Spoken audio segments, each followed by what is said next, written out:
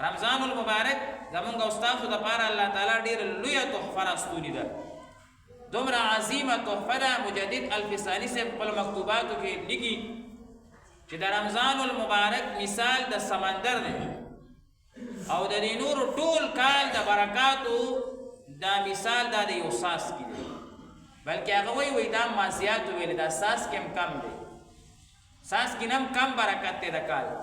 او د رمضان المبارک برکات، انوارات، رحمتونه هغه د سمندر برابر دی. دا یو لوی سمندر د رحمتونو، د برکاتو، د خوشحالو، د انواراتو، یعنی هر وخت د رمضان المبارک هغه انوارات او برکات. په رمضان المبارک کې په دې ټوله میاشت کې الله تعالی انسان ته د 100 نه زیاتې داسې موقع ورکوي چې دی وبخي. روزانه الله تعالی 12 موقع درته ورکوي چې دی الله تبارک وتعالی وایي زه وبخم. روزانه د روجماتي په وخت کې په لکونو خلق الله تبارک وتعالی د جهنم نه خلاصي او جنت دی هغه داخلي. څومره بانی دي ټول شپه اوازونه کېږي په رمضان المبارک کې د الله د طرف نه چې تاسو بخنه وغواړئ، تاسو خپل سوالات وغواړئ، خپل حاجتونه وغواړئ. یعنی دومره د الله تعالی فضل او کرم چې الله تعالی په خپل باندې هغه د انسان دشمن شیطان هغه بند کړي، اتکړی ورته واچوي، بیړۍ ورته واچوي او سیټ یې وغورځوي. دومره احسان چې ته هر طرف نه محفوظ شوې، د ګناه نه بلکل ته محفوظ یې، د شیطان نه محفوظ یې. نفس مې درته مات کو، خوراکونه مه کوه. اوس دا نفس تا چې کوم دی نو باقاعده د زړه تابع دی او هر وخت ته چې کوم دی نو داسې حالت کې چې ما سره مناجاتو کې د شپې ما ته بار بار په سجده باندې پروت، یعنی هر کار الله تبارک وتعالی د طرف نه وشي.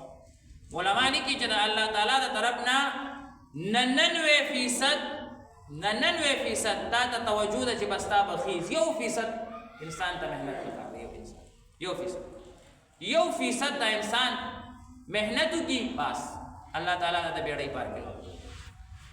اوس مونږ رمضان المبارک مقصد وپېژنو. د رمضان المبارک مقصد څه دی؟ الله قرآن مجید کې خپله ذکر کړی لعلکم تتقون، تاسو کې تقوا او پرهیزګاري پیدا شي. دا بلب دی که خپله غرض یې ورنکړو خلک به ختم کړي، ډېران ته به یې وغورځوي. هر څیز چې خپل غرض نه ورکوي بس خلک یې ختموي. نو که زمونږ رمضان مونږ ته فایده رانه کوي، یعنې زمونږ روژې رمضان خو به فایده ورکوي، خو که مونږ داسې روژه ونیوه چې صرف خوله مو بنده ده او نور ګناهونو نه مو ځان ونه ساتلو، غیبت نه مو ځان ونه ساتلو، بدنظرۍ نه مو ځان ونه ساتلو، د الله نافرماني مو پرې نه ښوده، په زړه طریقه باندې روانو او د الله تعالی ځان د الله ته مکمل ځان حواله نه کړو، نو بیا به زمونږ رمضان صرف دومره وي چې یاره بس خوله مو بنده کړې وه او روژه ماتي کې مو ښه خوراکونه او بس چې کوم دی نو د صحت یو هغه فایده به حاصله شي. ځکه ډاکټران وایي چې رمضان کې صحت هم دی، نو هغه صحت به میلاو شي، خو روحاني صحت به میلاو نه شي.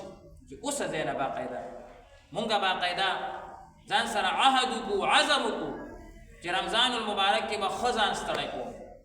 ګوره بعضې کارونه به داسې وي د هر چا په ذهن کې به وي، بعضې ګناهونه به داسې وي د هر چا په ذهن کې به وي چې د هغې نه به راوتل د دپاره انتهایي مشکل وي، انتهایي مشکل شته. داسې هر کس کمزوری دی، داسې یو ګناه به وي د هر انسان، زمام ستام د بلم چې د هغې نه راوتل انسان ته انتهایي مشکل دي، سخت دي.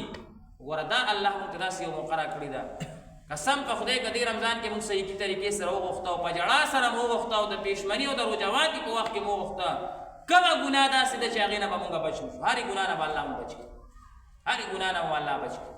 کم سخت نه سخت ګناه دي وي، سخت نه سخت داسې یو کار دی وي چې ته یاره دې ګناه نه به زه څنګه وځم، دې نافرمانۍ نه به زه څنګه وځم. غواړه دې رمضان کې دا داسې میاشت ده روژه ماتي کې پېشمني کې الله ته وجړه چې یا الله زه ستا بنده یم، دا نیکان خلک هم ستا بندګان دي، دا پخوا نومونه چې زه اورم چې شیخ جنید بغدادي صاحب پاتې شوی دی او پلانکې صاحب پاتې شوی، هم ستا اولیاء او دوستانو، یا الله زه هم ستا دوست جوړېدل غواړم. څوک داسې دی په دې دنیا کې چې هغه دا نه غواړي چې زه د الله دوست شم؟ هر څوک وایي زه د الله دوست شم، هر څوک وایي زه د الله ولی شم، د الله دوستانه هر چا ته خوند ورکوي. خو څه ګناه مونږ نیولي وو، الله مونږ ته دا تربیتګار راواستو، دا میاشت یې مونږ ته دپاره تربیت راواستوله چې تاسو دې میاشت کې د هرې ګناه نه ځان خلاصولی شئ. کېږي به د د غټو غټو ګناهونو نه خلک الله تعالی د رمضان المبارک د وجې نه هغه خلاص کړي دي او همیشه د خوشحالۍ او د طاعاتو ژوند هغه چې کوم دی نو تېروي. بهرحال بهترینه میاشت مونږ او تاسو ته را روانه ده چې مونږ د دې استقبال وکړو، د دې په راتګ ډېر خوشحاله شو، ډېر خوشحاله. مسلمان چې مسلمان وي د رمضان په راتلو باندې به ډېر زیات خوشحالېږي، ډېر زیات به خوشحالېږي.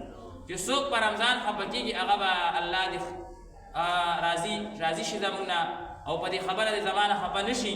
خو لیکن څوک چې د رمضان په راتلو باندې خفه کېږي هغه به شیطان انسان وي، ځکه شیطان پې خفه کېږي، شیطان تړلی کېږي که نه، شیطان تړلی کېږي.